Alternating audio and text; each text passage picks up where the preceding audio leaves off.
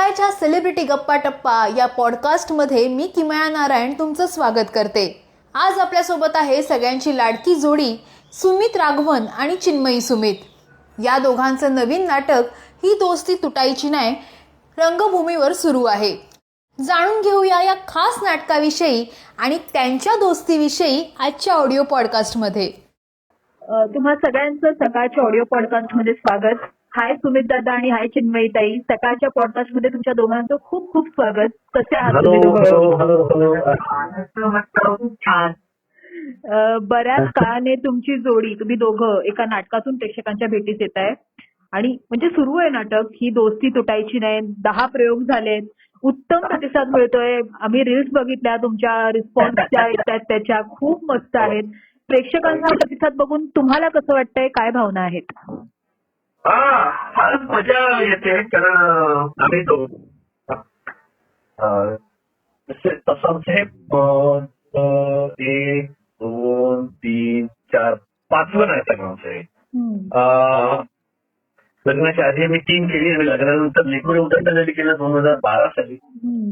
आणि त्याला इतका प्रतिसाद नव्हता कारण एकतर काय झालं की तेव्हा सोशल मीडिया हा रेलेव्हंट नव्हता 2012 साली. आज झालं असं की तुम्ही काही केलं तर ते प्रेक्षक असतील तर कोणाकोणतरी त्याचा व्हिडिओ टाकत असतो इन्स्टावर वगैरे. तर त्यामुळे काही प्रकारची पब्लिसिटी होते आणि त्याचा फायदा आम्ही सध्या अनुभवतोय. म्हणजे लोकांना नाटक एकतर आवडते. आम्ही दोघं 14 वर्षानंतर एकत्र काम तो एक भाग आहे. दुसरा की एक फ्रेश नाटक घेऊन आम्ही हे एक पुनरुज्जीवित नाहीये किंवा आधी झालेलं नाटक जे ह्याच्या आधीच लेखून उदंड झाली 1967 साली आलेलं नाटक होतं. त्याच्यात पश्चात सुकन्याने सुद्धा त्याच्यात काही प्रयोग. पण हे म्हणजे अगदीच फ्रेश नाटक आहे. पूर्ण जो चमू आहे तो तरुण आहे आणि त्याच निमित्ताने आम्ही निर्मिती क्षेत्रात सुद्धा उतरले. मी दोघांनी मिळून एक नाट्य संस्था सुरू केलेली आहे ज्याचं नाव आहे नाट्य लीला थिएटर. तर आम्ही त्यामुळे अशा दोघांनी भूमिका निर्माता निर्माती आणि नट नटी. ओके, पण ह्या दुहेरी भूमिका सांभाळताना तुमची कशी कसरत होते, काय सांगाल त्याविषयी? कसरत नाही होत खरं तर, उलट जर होत असेल तर मदतच होते. कारण निर्माते बनण्यामध्ये सुद्धा हाच एक विचार होता की नटांना ना तसं फार स्वातंत्र्य नसतं. तुमच्या वाट्याला ज्या भूमिका येतील त्या भूमिका उत्तम करायच्या. तुमच्या वाट्याला जो प्रकल्प येईल त्याच्यात तुम्ही तुमचं योगदान द्यायचं असं असतं. मी कुठल्याही निर्मात्याला जाऊन सांगू नाही शकत की मला अशा अशा पद्धतीचं नाटक करायचं आहे. माझी कारण आता इतकी वर्ष काम केल्यानंतर एक आपली पण एक समज तयार झालेली असते, आपली एक आवड तयार झालेली असते. त्यानुसारच नाटक आपल्याला मिळेल करायला असं नसतं नट आणि नटी म्हणून. पण ते जेव्हा तुमच्याकडे निर्मिती संस्था जेव्हा असते तेव्हा तुम्हाला जे चांगलं वाटेल, तुम्हाला जे करायला मनापासून आवडेल किंवा तुम्हाला जे असं वाटतं की हे यायला हवं रंगभूमीवरती प्रेक्षकांसाठी सुद्धा. कारण मला असं वाटतं आम्ही आधी प्रेक्षक आहोत आणि नंतर नाट्यकर्मी आहोत. त्याच्यामुळे प्रेक्षक म्हणून सुद्धा आमची एक वेगळ्या पद्धतीची अभिरुची आहे. त्याच्यामुळे त्या अभिरुचीचं नाटक जर मला आणायचं असेल रंगमंचावरती तर त्याला मर्यादा पडतात जेव्हा मी नुसती अभिनेत्री असते तेव्हा. पण जेव्हा तुम्ही निर्माते म्हणून जेव्हा उभे राहता तेव्हा तुमच्या डोक्यात ती कल्पना असते किंवा कधी कधी असंही होतं की एखादा आमच्याकडे प्रकल्प येतो, संहिता वाचल्यानंतर असं वाटतं अरे ह्याच्यात किती शक्यता आहे आणि ह्याचा खूपच सुंदर एक काहीतरी निर्मिती उभी राहणार आहे. पण त्याच्यानंतर मग जर निर्मात्यांची त्या पद्धतीची तयारी जर नसेल तर त्याच्यामध्ये मग काहीतरी अडचण येतात किंवा ते त्या पद्धतीने त्या भव्य तिथे उभं राहत नाही असंही कधीतरी होतं. तर हे सगळे खर्च निघून जातात ना जेव्हा तुम्ही निर्माते बनता तेव्हा. पण ऍट द सेम टाइम अभिनेते म्हणून आपण इतकं लक्ष ठेवून नसतो सगळ्या गोष्टींकडे. तुम्ही येता, तुमचं काम करता आणि जी काही प्रेक्षकांची पावती लगेच मिळते तुम्हाला, म्हणजे ज्या काही टाळ्या मिळतात, जे काही कौतुक मिळतं, जी काही शाबासकी मिळते किंवा टीकाही काही वेळा की तुम्ही घेता आणि तुम्ही निघून जाता आणि तुमच्यासाठी तो प्रयोग संपतो. निर्माते म्हणून तसं होत नाही. तुम्हाला पुढच्या प्रयोगांची तयारी करायची असते, पुढच्या अनेक प्रयोगांची तुम्हाला तयारी करायची असते, आखणी करायची असते. कुठे कुठे गोष्टी आपल्याला पोहोचवाव्या लागणार आहेत अजून याच्याबद्दल विचार करायचा असतो. त्याचं एक काहीतरी आराखडा सतत तयार करायचा असतो. त्याच्यामुळे मला वाटतं की अभिनेता अभिनेत्रीपेक्षा जरा जास्त काम निर्माता म्हणून करावं लागतंय, पण तो आनंदाचा भाग आहे. ओके. पण नाटकाचं तुमचं नाव आहे ही दोस्ती तुटायची नाही आणि तुमची ही जोडी या दोस्तीतूनच निर्माण झाली. तुम्ही किती रिलेट केलं या पात्रांशी? खूप वेळ असतो शिकवणं हे नाटक त्यासाठीच लोकांना आवडते, कारण प्रत्येक जोडपं रिलेट करते या संवेदनशील या विचाराला. त्यामुळे शेवटी काय आहे की प्रेम असतंच पण आदर महत्वाचा आहे ही टॅगलाईन आहे. तर ती दोस्ती आहे ही टिकून राहते. तर आणि हे प्रत्येक नाटक तर त्यामुळे प्रत्येक जण नाटक बघतो ना तो काही ना काहीतरी घेऊन जातोय. हे आमच्या बाबतीत घडलंय किंवा हे असं होतं आमच्या बाबतीत.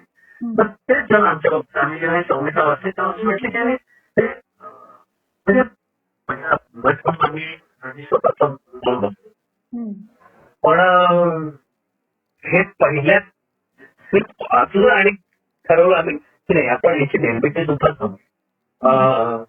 कारण काही काही विषय जसे चिन्मयाचा म्हणाले त्याचे विषय हे तुमच्या विजनने मला ते वेगळे दिसतात आणि मग ते जसं आपली विजन दुसऱ्याच्या गळी उतरवणं ते दुसऱ्याला एक्सप्लेन करणं त्याच्यात खूप त्रास होतो, आपली खूप एनर्जी. तर म्हणून आम्ही आता समजू की नाही आपल्याला रोल पण आवडलेला आहे तर आपण प्रोड्युसर सुद्धा करूया. आणि तेच झालं नाट्याचं की आम्ही जसं चालणी सुरू केल्या तसं ते आम्हाला काय काय नवीन नवीन अजून गोष्टी दिसायला लागल्या, पॉसिबिलिटी जास्त दिसायला लागल्या. स्किल्स पण शेवटी बघतो की असं नाही की तुम्हाला वाटतं की प्रोजेक्ट तुमचा त्याच्यानंतर तुम्ही त्याच्यावर काम करता आणि तुमच्यावर टेलिव्हिजनवर ओटीटीवर तेव्हा त्या प्रेक्षकांना सुद्धा पसंत पडलं पाहिजे. त्याची खात्री आपण गॅरंटी नाही करू शकतो. एवढं मात्र नक्की आहे की तुम्हाला ते आतून मनापासून आवडते ते आपण याच्यात मुद्दे असं वाटलं की नाही ते पोहोचणं गरजेचं आहे. आणि प्रचार की नाही कुठल्या मार्गाने प्रचार नाही असंच वागलं पाहिजे आणि असंच केलं पाहिजे आणि आपल्या जोडीदाराला असंच टोळी ठेवलं पाहिजे असं काही नाही. एक जाता जाता एक कहाणी आम्ही सांगतो आणि ती लोक थोडस हसत खेळत कहाणी सांगितलं की लोकांना मजा येते बघायला आणि ते लोक अनुभवता येते ते पाहिलंय आम्ही मध्ये. असं म्हणतात की प्रेमाची पहिली पायरी मैत्री असते. आता आपलं नाटकही तसंच आहे. तर तुमची मैत्री कशी आहे? तुम्ही तुमच्या बॉन्डची व्याख्या कशी कराल दोघं? तुमच्या बॉन्डची व्याख्या आम्ही काही आधीपासूनचे मित्र नाही. आम्ही काही एकमेकांना लहानपणापासून ते शाळेपासून ओळखत नव्हतो. जसं माणूस कशा पात्र आहे ते जसं एकमेकांना शाळेपासून ओळखतो नाही. ती एकच रंगभूमीमुळे चिन्हसाठी चिन्मयी आणि ते पहिलं नाटक ज्वालामुखी त्याच्यात आम्ही लिटरली आम्ही चिन्मयीचं तर पहिलं नाटक होतं. मी त्याच्या आधी 2 नाटकं केली होती पण मला हिरोईन नव्हती त्यामुळे चिन्मयीच माझी पहिली हिरोईन. पहिल्या नाटकात मी बालकलाकार होतो, दुसऱ्या नाटकामध्ये पावगंडा वस्तूचं ते नाटक होतं आणि तिसरं नाटक हे जरा तारुण्याच्या उंबरठ्यावर उभा असलेला हा जो किस्सा मुलगा आहे ती भूमिका. तर त्यांना त्याच्यामध्ये एक गर्लफ्रेंड होती माझी, लव्ह इंटरेस्ट होता आणि ती चिन्मयी होती. तर तिकडनं सुरू झालेलं आमचं हे असोसिएशन हे आज आमच्या दोस्तीला सुद्धा 35 वर्ष झाली. 1991 साली भेटतो 2026 आहे. 35 वर्षामध्ये या वर्षी आमच्या लग्नाला 30 वर्ष होती.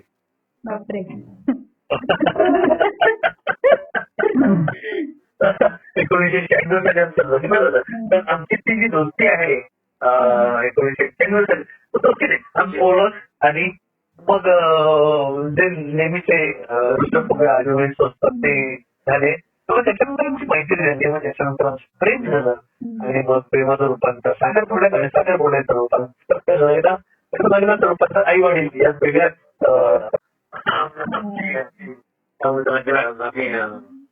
प्रमोट झालो. ही आमची मैत्रीची प्रेम कहाणी. पण चिन्मयीताई तू काय सांगशील, तुझ्या नजरेत तुमचा बॉन्ड कसा आहे? मी मध्यंतरी एकदा तरी आमच्या लग्नाच्या वाढदिवसात लिहिलं होतं की आम्ही आमचं लग्न सुद्धा मैत्रीच्या आड नाही दिलं. असं मी म्हटलं होतं की आमची मैत्री अबाधित आहे आणि ते फार महत्वाचं असतं असं मला वाटतं. कारण बाकीच्या ज्या सगळ्या गोष्टी असतात ना, लग्न असेल म्हण किंवा प्रेम असेल म्हण, याच्यात एक वेगळा म्हणजे प्रेमामध्ये एक थोडं काय म्हणू बरं आपण एक जास्त हे असतो, अवकाश असतो एक वेगळ्या पद्धतीचा. आणि लग्न झाल्यानंतर मग त्या जबाबदाऱ्या आणि त्या गोष्टी ह्याच्यामध्ये कुठे कुठे असं होतं की म्हणजे जरा जे आपण असं म्हणतो की टप्पे आहेत, असं त्या आधी ओळख होते, मग मैत्री होते, मग प्रेम होतं, मग प्रेमानंतर लग्न होतं असं आपण म्हणतो. तर मग ह्या गोष्टी घडत जाताना पहिल्या ज्या गोष्टी असतात त्या नाहीशा होतात का? म्हणजे दोस्तीचं रूपांतर प्रेमात झाल्यानंतर मग ती मैत्री संपते का? तर असं नाही होत. म्हणजे तसं होऊ नये आयडियली, की ती त्याच्यामध्ये ऍडिशन होत राहाव्यात या गोष्टींनी, वजाबाकी होऊ नये कशाची, त्या जास्त वाढाव्यात. तर मला असं वाटतं की आमच्या बाबतीमध्ये नुसती बेरीज नाही तर गुणाकार झालेला आहे असं मला वाटतं. पण त्याचा पाया जो आहे तो मैत्रीच आहे. म्हणजे आज सुद्धा त्या मैत्रीमध्ये हायरार्की नसते, उच्च नीच नसतं. तुम्ही दोन वेगळ्या पातळ्यांवरून तुम्ही एकमेकांशी संवाद नाही साधत. Your on the same page, तुम्ही एकाच प्रतलावरून एकमेकांशी संबंध राखता. जे लग्नामध्ये सुद्धा थोडस बदलतं, सारखं बदलत राहतं कधी कधी. तर तरी त्याची एक पातळी असते, कधी तुमची एक पातळी असते, कधी तुम्ही वरच्या पातळीवरती जाता, कधी तो खालच्या पातळीवर येतो. असं मैत्रीमध्ये कधीच नसतं. त्याच्यामुळे मला वाटतं की ती मैत्री आमची टिकली आणि ती टिकावी ह्याच्यासाठी थोडे प्रयत्नही करायला लागतात. ती अशीच्या अशी नाही राहत. त्याच्यामुळे त्या पद्धतीचा वेळ एकमेकांबरोबर काढणं, त्या पद्धतीचा मोकळेपणा, खुलेपणा आपल्या नात्यामध्ये राखणं हे फार आवश्यक असतं. आणि आज मला असं वाटतं की फक्त माझी आणि सुमितचीच नाही, तर आमच्या मुलांशी त्याच पद्धतीची मैत्री आहे. त्याच्या मैत्री काहीतरी मला असं वाटतं माझ्यासाठी फार फार काय म्हणू बरं मौल्यवान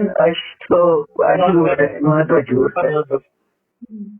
पण ना थोडासा आता वेगळा प्रश्न विचारते, थोडस तुम्हाला मागे घेऊन जाते. हे नाटक खूप नॉस्टॅल्जिक आहे, तुम्हाला लहानपणीच्या आठवणी तुमच्या जाग्या करतं.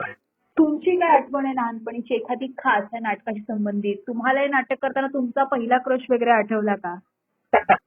नाही, माझा क्रश वगैरे खूपच होता. माझा पहिला क्रश चौपती म्हणजे डॉक्टर साधला.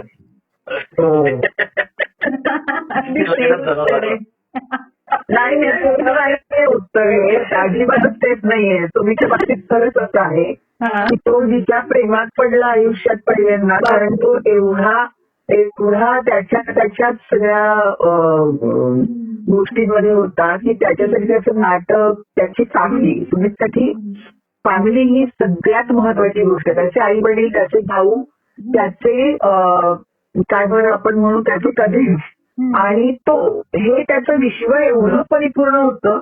म्हणजे आपण कधी ही गोष्ट शोधतो की मला मैत्री हवी आहे, मला एक काहीतरी कंपॅनियन पाहिजे, तर तो इतका परिपूर्णच म्हणायला पाहिजे हाच शब्द वापरता येईल त्याच्या बाबतीमध्ये. मग त्याच्या मैत्रिणी पण नव्हत्या अगं फारशा, ज्या होत्या ना त्या म्हणजे जवळजवळ म्हणजे त्या मित्र होत्या ज्या होत्या त्या, आणि काहीच नाही असं म्हणजे त्याच्यावर मला दरवेळेला इतका कॉम्प्लेक्स येतो जेव्हा सुमित असं म्हणतो ना की पहिली मैत्रीण आणि तिच्याच प्रेमात पडला आणि तिच्याशीच लग्न केलं, तेव्हा मला असं वाटतं काय यार जरा थोडंसं काहीतरी तुलनात्मक काहीतरी झालं असतं आयुष्यात, घडल्या त्या गोष्टी तर जरा बरं झालं असतं असं वाटतं. पण आहे बाई तो असा काही त्याला इलाज नाही. असं होतं. कारण माझ्या बाबतीतही तीच केस आहे. पण मी असं तुला विचारेन की तुझ्या बाबतीत कसं होतं? कारण का तुझं बालपण खूप वेगळं होतं. म्हणजे वडील माझं बालपण भयंकर अतिशय वेगळं होतं. माझा पहिला क्रश विनोद खन्ना होता. शाळेत कुठे होतं का?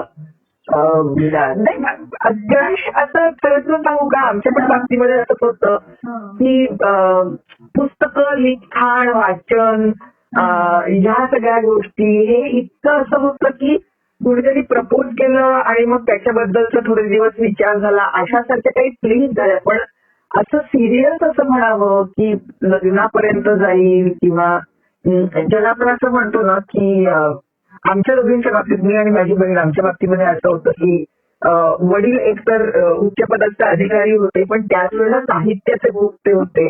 घरामध्ये ते वातावरण होतं. त्याच्यामुळे मैत्री जी व्हायची त्याच्यामध्ये असं काही आपण पार्श्वभूमी बघत नाही ना, कौटुंबिक पार्श्वभूमीचा काही संबंधच येत नाही मैत्रीमध्ये.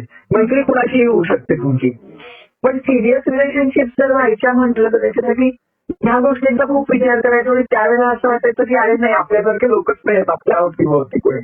त्याच्यामुळे असं सिरियस असं काही कुठे झालेलं नव्हतं. डोळ्यात जुळवल्या जायच्या. आता तर आमच्याकडे, मी तर मराठी शाळेतली होती, टिपिकल मराठी मीडियम मधली.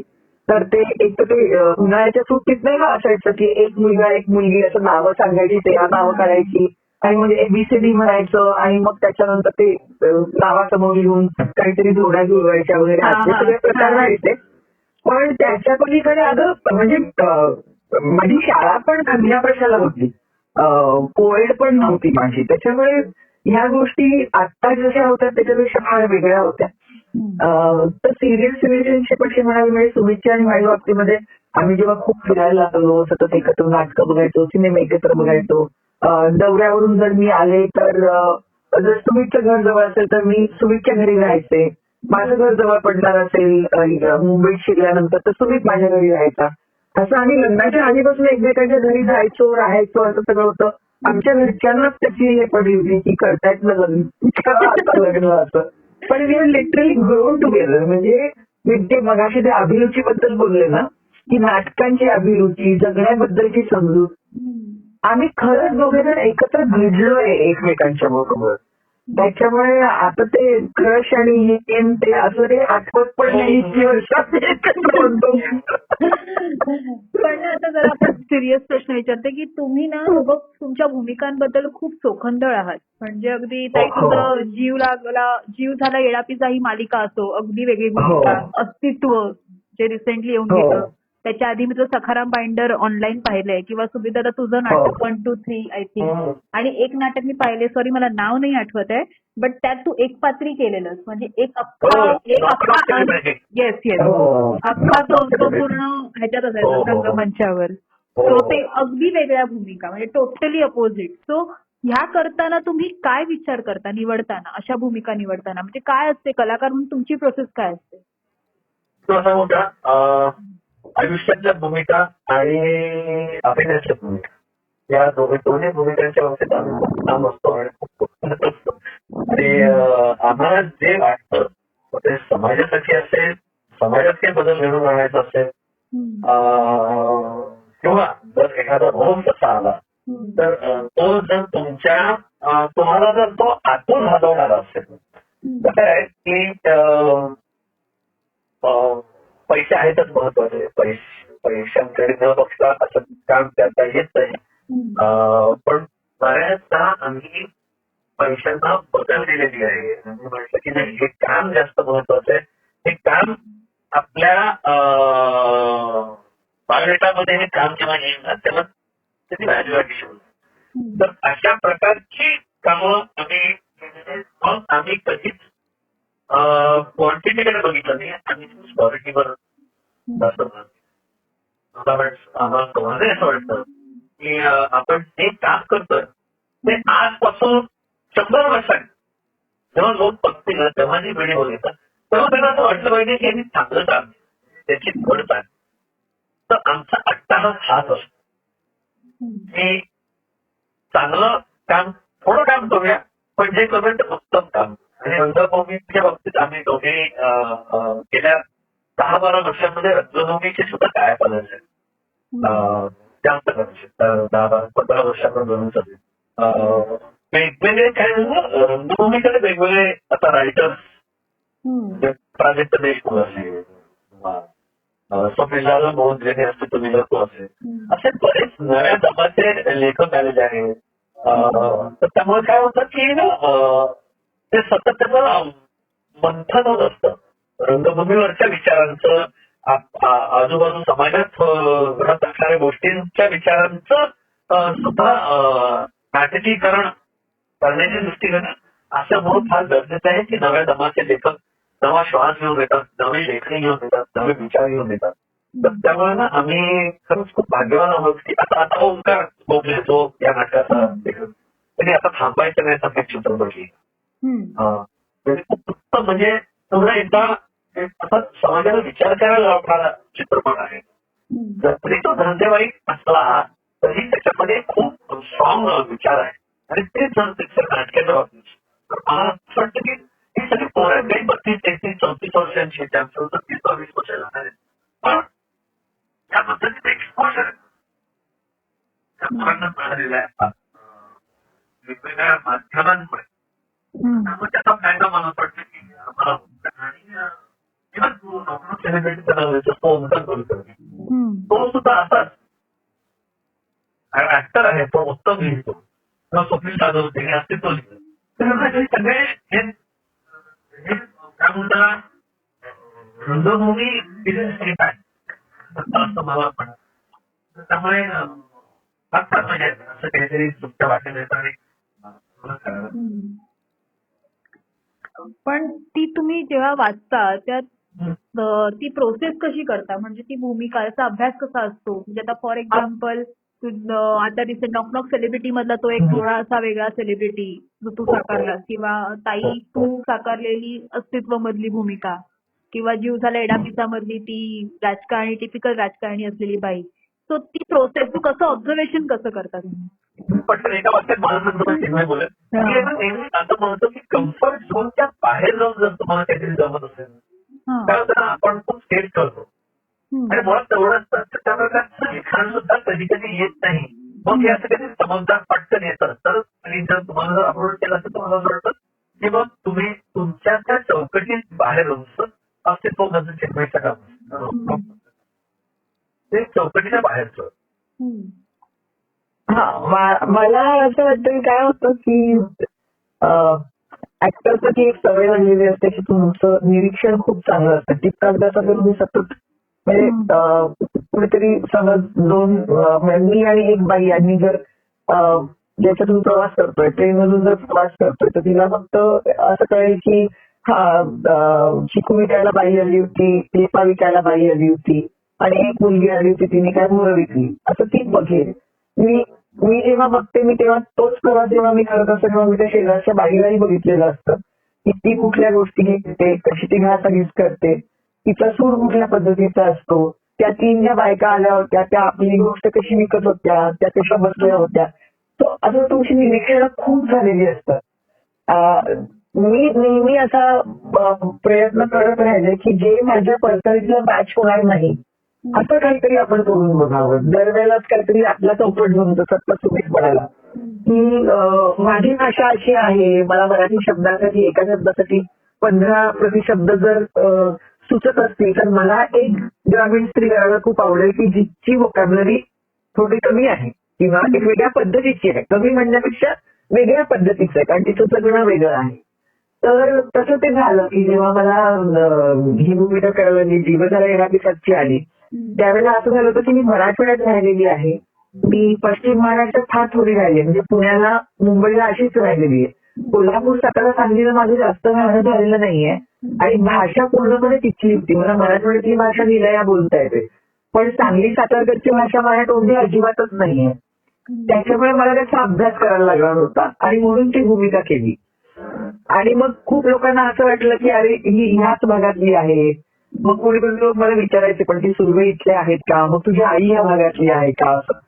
तर त्याच्यामध्ये तसं झालं किंवा अस्तित्व मधली जी भूमिका होती माझं मुंबईत राहणं जे झालेलं आहे ते वडील अधिकारी असल्यामुळे जे झालं ते सगळं माझं जे झालंय ते चर्चगेटला राहणं झालंय म्हणजे सोबो ज्याला आपण म्हणतो साऊथ बॉम्बे मध्ये राहणं झालंय. त्याच्यामुळे हा जो चाळीतला वर्ग किंवा सफाई कर्मचाऱ्यांच्या घरातला वर्ग जो आहे त्याच्याबद्दल मला खूप कमी माहिती आहे. किंवा चाकरमानी वर्ग जो आपण म्हणतो की जे कोकणातून येऊन इथे स्वतःच बसस्थान बसवतात, या लोकांविषयी मला फार माहिती असायची गरजच नव्हती. म्हणजे ते माझ्या जगण्याचा भाग नव्हते. मग तसं काहीतरी जर आलं ते वेगळं पण घेऊन, तर मग अगदी मग त्या वस्त्यांमध्ये जाणं, तिथे जास्त करून तिथे संवाद साधणं, अशा गोष्टी करतो. पण ह्या तर ज्या गोष्टी आहेत त्या खूप वरवरच्या आहेत. मुळाशी जाण्यासाठी तुम्हाला त्यांच्या समस्या तुम्हाला समजून घेता येतात का? कारण तुमचं जे बाहेरचं जे वागणं असतं ते आतमध्ये काय घडतं त्याच्यातून ते बाहेर येत असतं. त्यामुळे मला वाटतं की त्याच्या तळाशी जाणं, त्याचा विचार करणं हे खूप आवश्यक असतं. त्याच्यामुळे आम्ही कधीही कुठलं कॅरेक्टर आलं तर स्वतःचं एक कॅरेक्टर स्केच बनवून त्यानुसार त्याचा आराखडा बनवणं ही गोष्ट खूप छान असते. आणि त्याच्यामध्ये तुम्हाला खरंच सांगते की तुम्हाला स्वतःचं व्यक्तिमत्व पार तोडून मोडून त्याच्यामध्ये बसावं लागतं. आणि तीच तर मजा आहे या क्षेत्राची असं मला वाटतं. आता नाटकाचा जो आपला विषय आहे तो सुरुवात कशी आहे की करिअर मॅरेज काउन्सिलिंगला आलेलं जोडपं आणि मग ते ऑस्ट्रेलिया असं ते प्रवास करतं. पण खऱ्या आयुष्यात नवरा बायको म्हणून तुमच्यातही अनेक वाद विसंवाद घडले असतील. यातून तुम्ही कसा मार्ग काढता? कोण कोणाला आधी सॉरी म्हणतं किंवा काय तुमची एक आहे तुमच्याच भांडण की तुम्ही कसे वागता? आमच्या भांडणाची चिंता करतो. मला कुठल्याही निगेटिव्ह गोष्टींचा भयंकर कंटाळा आहे. त्याच्यामुळे भांडण मला आवडत नाही.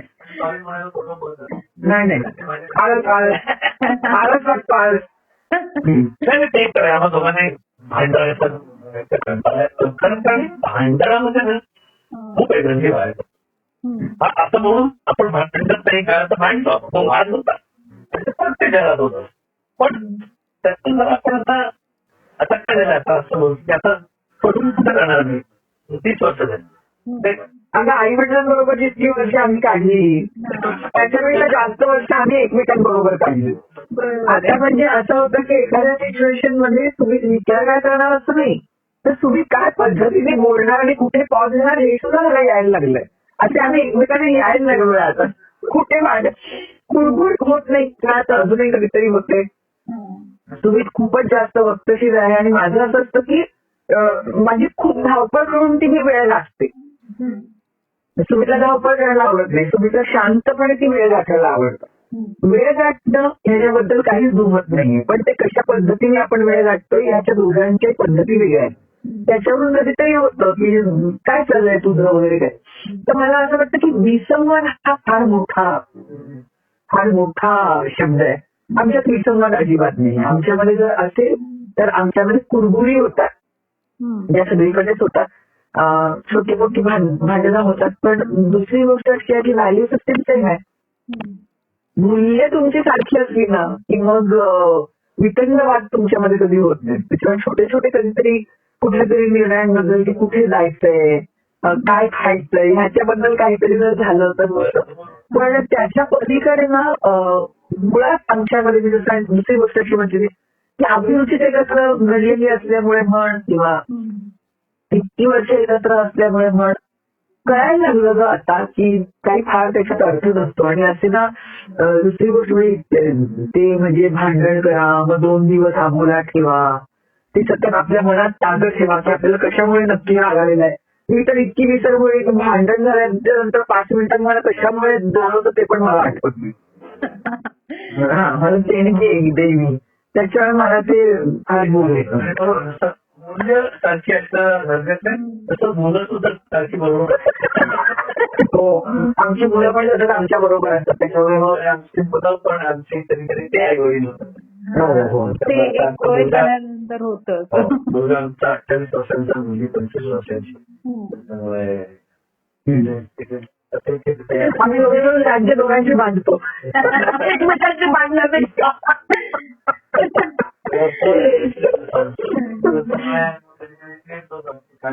काय चाललंय तुमचं लहान मुलांचं? हे मस्त आहे. पण तुमचं लग्न झालं म्हणजे आता तुम्ही म्हणाल की पहिल्यापासून आमच्या घरचे एकमेकांना ओळखत होते बिकॉज तुमचं जाणं येणं होतं, तरीही लग्न झाल्यानंतर तुमचं कल्चरल बॅकग्राऊंड खूप वेगळं होतं तसं बघायला गेलं तर. आणि जे असं होतं तेव्हा बऱ्याच तडजोडी दोघांनाही कराव्या लागतात. असं नाहीये की फक्त मुलगीच ऍडजस्ट करते किंवा मुलगाच ऍडजस्ट करतो लग्नात. तुम्ही तो काळ कसा सांभाळून घेतलात आणि त्यातून तुम्ही कसं पुढे आलात, कसं कसं होतं तो काळ कसा होता? सर्वात महत्वाचं म्हणजे आम्ही दोघे आधी वेगळे झालो. मला असं वाटतं की लग्न झाल्या आम्ही आमचं स्वतःचं एक छोटंसं घर घेतलं. आई वडिलांच्या मदतीने आणि त्यांच्या सहकार्याने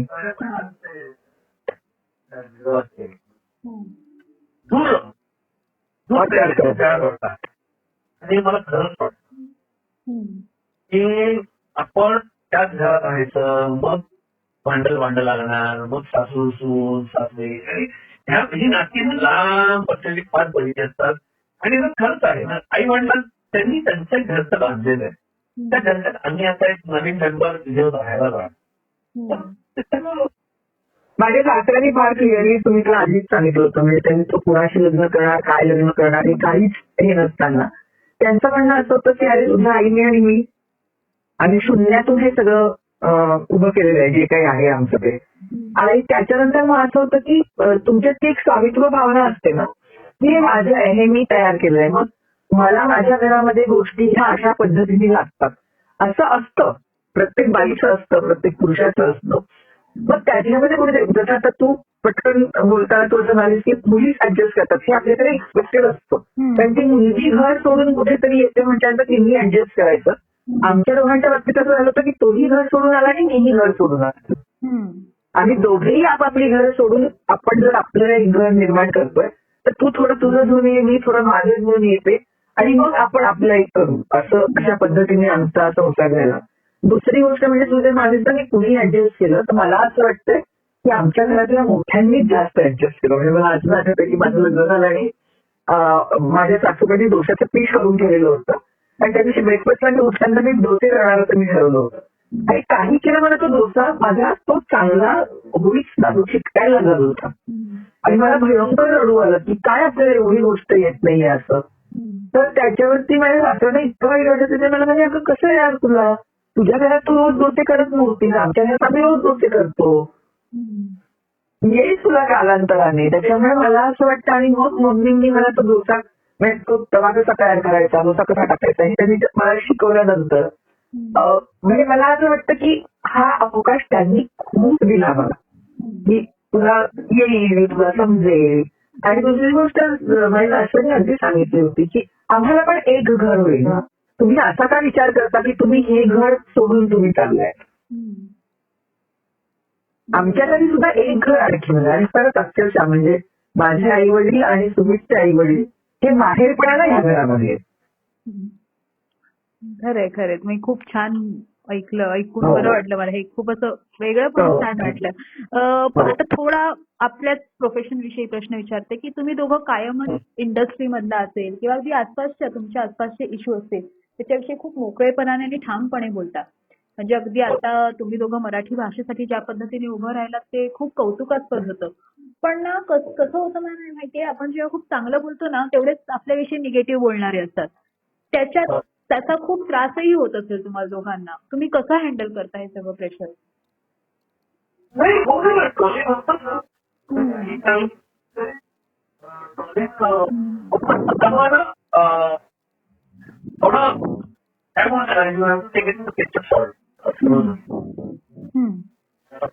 मी मेट्रोसाठी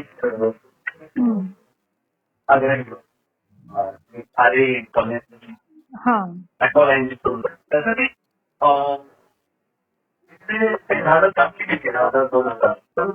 मला त्रास होतो. म्हणजे मला म्हणजे पर्यावरण हे निसर्गाच्या स्वतःवर पाय आणणं आहे आणि म्हणजे पण मग त्याचा कुठे लागत नाही.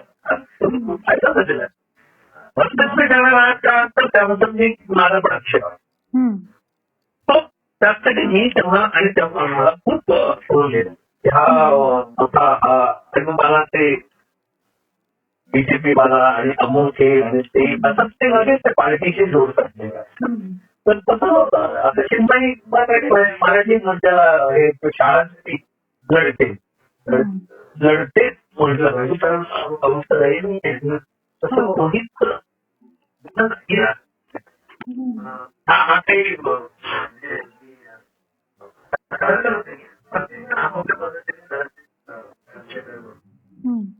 पण आम्ही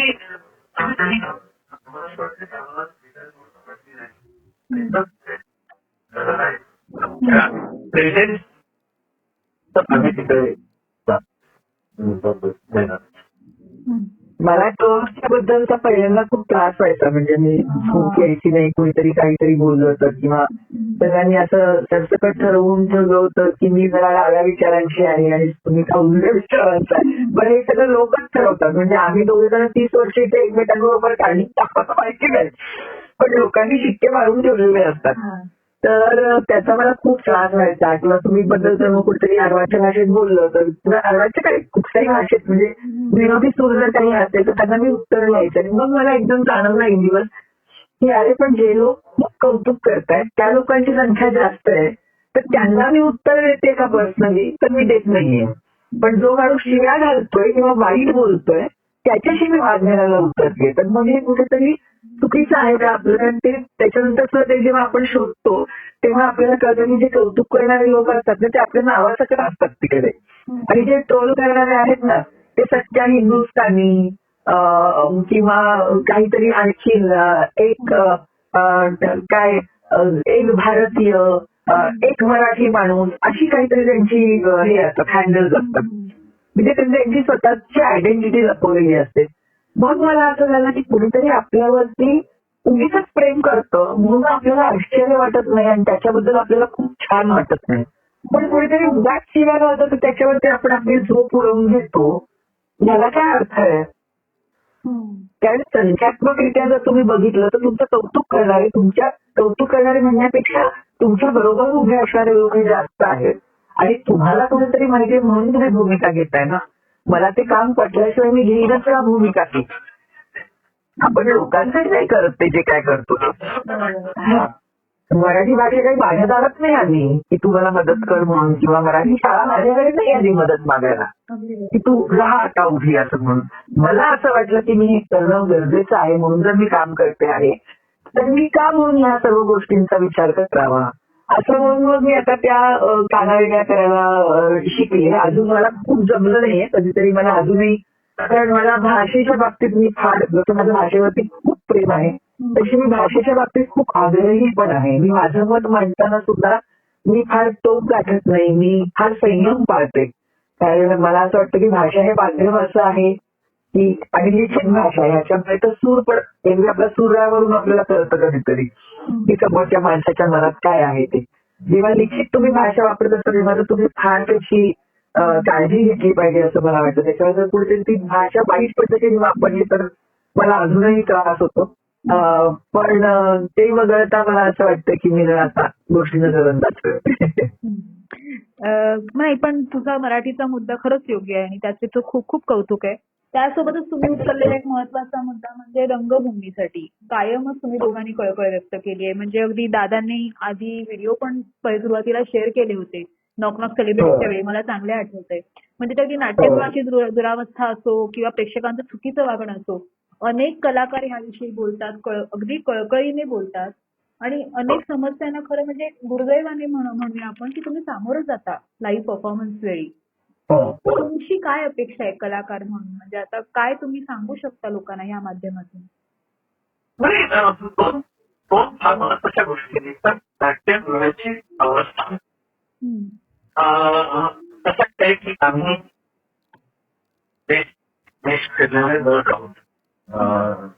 वेगवेगळ्या थिएटर्स मध्ये परफॉर्म केलेला आहे. म्हणजे अगदी नैरोबीच्या एका थिएटरमध्ये मी गुजराती नाटक केलेलं होतं. ते थिएटर बघून मी जवळजवळ म्हटलं फार अफलातून थिएटर आहे. म्हणजे सगळ्याच गोष्टींची काळजी घेतली. म्हणजे पण तिकडे जाऊ नका तुम्ही तिथे एनसी पे तुम्ही टाटा थिएटरला तिकडे गेल्यानंतर तुम्हाला कळेल किती तफावत आहे.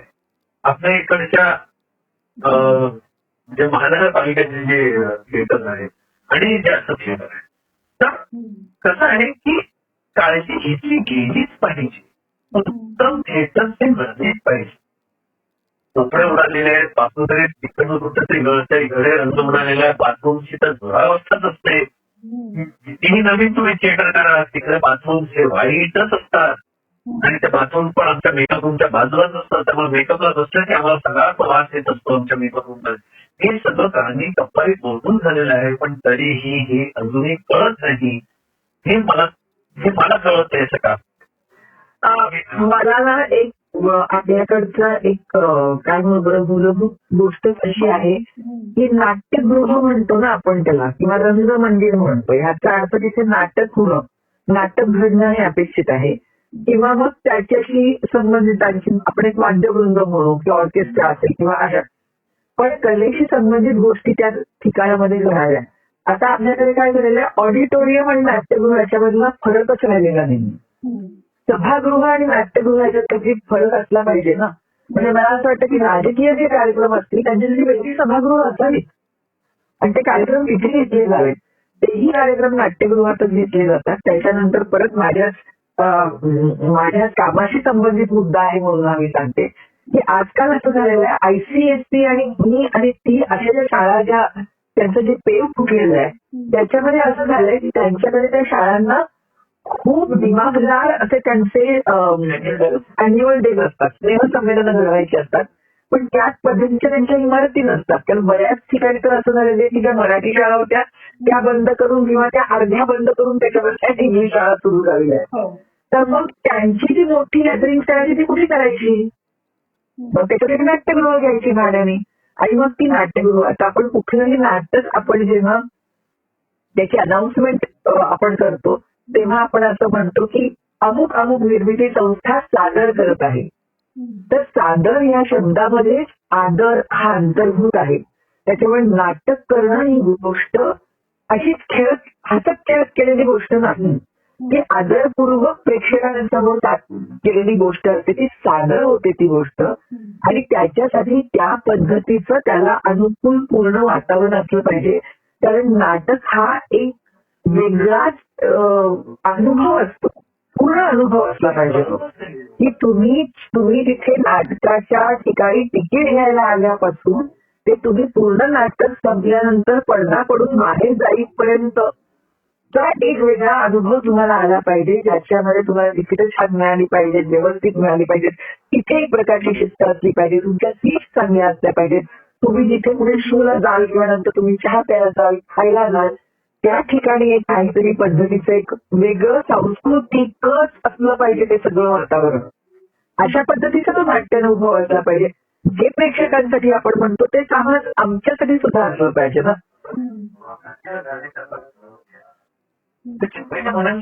सगळ्या लहान लहान मुलांनी अशी चित्र त्याच्या हातात असते, आणि खूप वाईट म्हणजे मेसेजेस भाडे लहान मुलांनी केलेलं. पण मी तिकडे चौकशी शिकली तर कळलं की 2 दिवसापूर्वी एक अॅन्युअल डे झाला होता शाळेचा.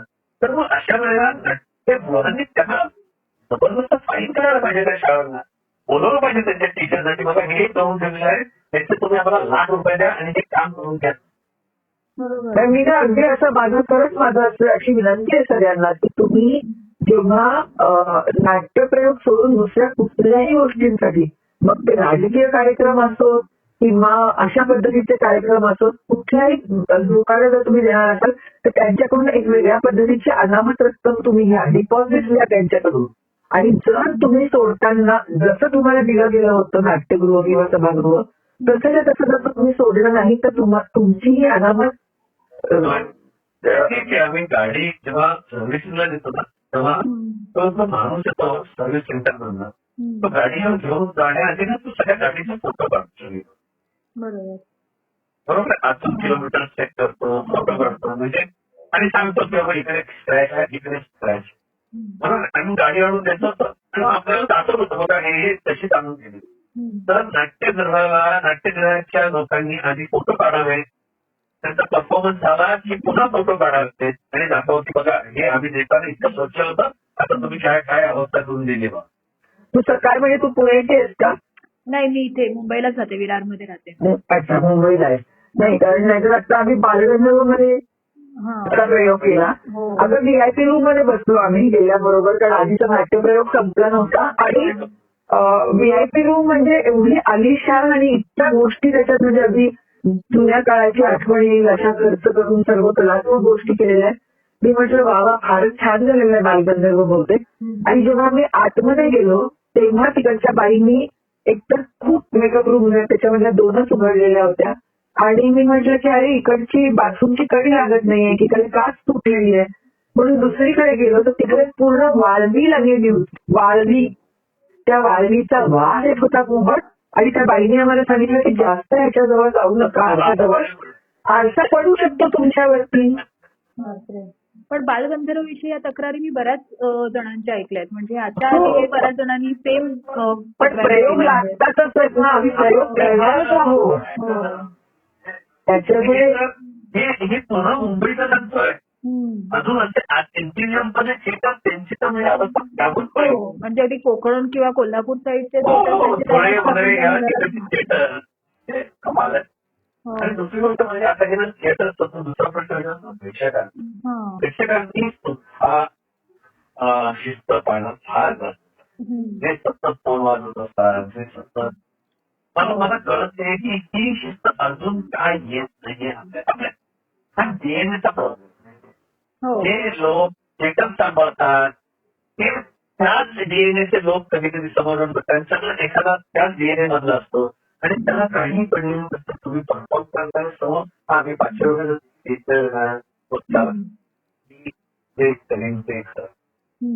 अशावर वाद होतात, फोन घेतात डायरेक्ट बोलतात. तर हे दोन्ही टाळी होती. हो, अगदी म्हणजे सेम असंच मत क्षितिज दाते जे आहेत त्यांनी त्या दिवशी इंटरव्ह्यू मध्ये मांडलं मी घेतलेला, की जेवढं आपण त्या सफाई कर्मचारी किंवा व्यवस्थापन मंडळाला दोष देतो तेवढाच दोष प्रेक्षकांचाही आहे.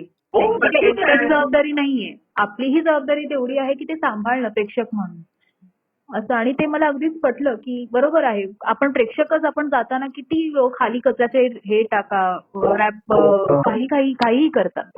खाद्यपदार्थ म्हणून तुम्ही थिएटरमध्ये आणूच देता का? आपण जातो तर पॉपकॉर्नचा सडा सापडलेला असतो, पिझ्झाचे बॉक्सेस पडलेले असतात. हे छोट्या छोट्या गोष्टी मी खरंच सांगू, म्हणजे मला कधी कधी वाटतं की आपल्याच नाटकाची जाहिरात मी करते, पण मी खरंच सांगते तुला की आपल्याकडे ना नाटक म्हणजे आमचं एवढं प्रेम आहे, आमचं पहिलं प्रेम नाटक आहे. किंवा सिनेमा म्हणजे लागला आणि आम्ही बघितला नाही असं होणारच नाही. ठीक आहे, तुम्ही आपण प्रेम व्यक्त करतो ना, त्या प्रेमाबरोबर जर थोडीशी आदर भावना बाळगली ना या सर्व गोष्टींबद्दल, तर मला असं वाटतं की प्रत्येकाचं वागणं थोडं थोडं का होईना 1% तरी बदलेल असं मला वाटतं. की जो तिथे सफाई कामगार आहे, जो तिथे तो तुम्ही केलेला कचरा सतत स्वच्छ करत असतो, त्याला मदत म्हणून तुम्ही खाल्लेल्या गोष्टी, तुम्ही जी तिथे ठेवलेली गोष्ट आहे, एक मोठी कचऱ्याची पेटी तुम्हाला दिसते आहे येताना, तिथे तुम्ही तुमची टाकली तरी सुद्धा त्या माणसाला मदत होते. तुमचा कचरा तुम्ही साफ करणं याच्यामध्ये काहीच नसतं ना. असे कुठे ढाळ असते, तुम्ही खाल्लेलं वाड्याचं वाटत असतं, तुम्ही खाल्लेलं चिप्सचं वाटत असतं, ते तुम्ही घरी करून शकता, कचऱ्याच्या बाजूला टाकू शकता. त्यामुळे ह्या बेसिक गोष्टी आहेत, ह्या बेसिक गोष्टी मला नेहमी वाटतं की काम सफाई कर्मचारीमध्ये तुम्ही तुमच्या आईला बघा, तुम्ही तुमच्या वडिलांना बघा, तुमच्या बायकोला बघा, तरच बरेच बघा तुम्ही. नक्की नक्की. आता मला पुन्हा एकदा तुमच्या निर्मिती संस्थेकडे यायचंय. तुम्ही निर्मिती संस्था सुरू केली आहे, पहिलं नाटक आहे. आता अजून असे कोणकोणते प्रोजेक्ट म्हणून याच्या तुमच्या मनात आहे आणि काय? आता सध्या ही गोष्टी कुठे याच्यावर आम्ही पूर्ण फोकस करत आहोत, कारण उत्तम प्रतिसाद मिळतोय, महाप्रयोग झालेले आहेत आणि प्रेक्षकांचा पूर्ण प्रतिसाद आहे, जेणे भेटतायत त्यांना, म्हणजे नाटक आवडतच आहे. आणि असे हरवलेले आणि सासरून नयनांनी येऊन भेटतात आम्हाला त्यामुळे आता सध्या काही आमच्या डोक्यात विचार नाही फक्त ही दोस्ती तुटायची अनेक प्रयोग करायचे आता या महिन्यामध्ये जवळ 7-8 प्रयोग लागलेले आहेत. देखील 11 तारखेपासून सपाटा लागलेला आहे आम्ही मुंबई पुणे त्यामुळे नवी मुंबई 11 तारीख राष्ट्रीय आहे ते 12 पनवेल आहे त्यामुळे तिकडच्या प्रेक्षकांसाठी आम्ही त्यांच्याशी दोस्ती निभवण्यासाठी आम्ही नक्की तुम्हाला उत्तम प्रतिसाद मिळेल. आता जाता जाता एक छोटासा रॅपिड फायर. तुमच्या दोघांमध्ये उत्तम स्वयंपाक कोण करतं? उत्तम सल्लागार कोण आहे दोघांमध्ये? सगळ्यात जास्त मूडी कोण आहे किंवा कोणाचा मूड पटकन खराब होऊ शकतो? ओके. सगळ्यात जास्त आळशी कोण आहे? सांगितलं ना मला भांडण करायचं पण आलं तर मग मी लवकर सॉरी म्हणते इतकी आळशी आहे मी. ओके. मल्टीटास्कर किंवा उत्तम हाऊस मॅनेजर कोण आहे तुमच्या दोघांना? ओके. आणि शेवटचा प्रश्न, तुम्हाला या क्षणी एकमेकांना थँक्यू म्हणायचं असेल तर कशासाठी म्हणाल? मी सुमितला या गोष्टीसाठी थँक्यू म्हणेन की त्यांनी स्वतः पुढे होऊन या सुंदर नाटकाची निर्मिती करायची ठरवली. कारण खूप कमी वेळेला सुमितच्या स्टेजचा नट अशा पद्धतीची रिस्क घेऊ इच्छितो. त्याच्यामुळे नुसतं म्हणजे बायको म्हणून नाही तर प्रेक्षक म्हणून त्याची मैत्रीण म्हणून आणि काय बरं म्हणून एक रंगकर्मी म्हणून मी त्याला ह्या गोष्टीसाठी नाट्यलीलाच्या निर्मितीसाठी मी करत आहे.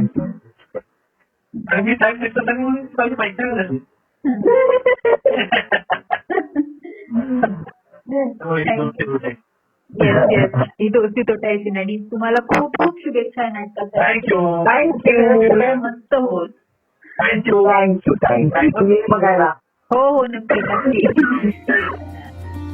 Bye bye bye bye.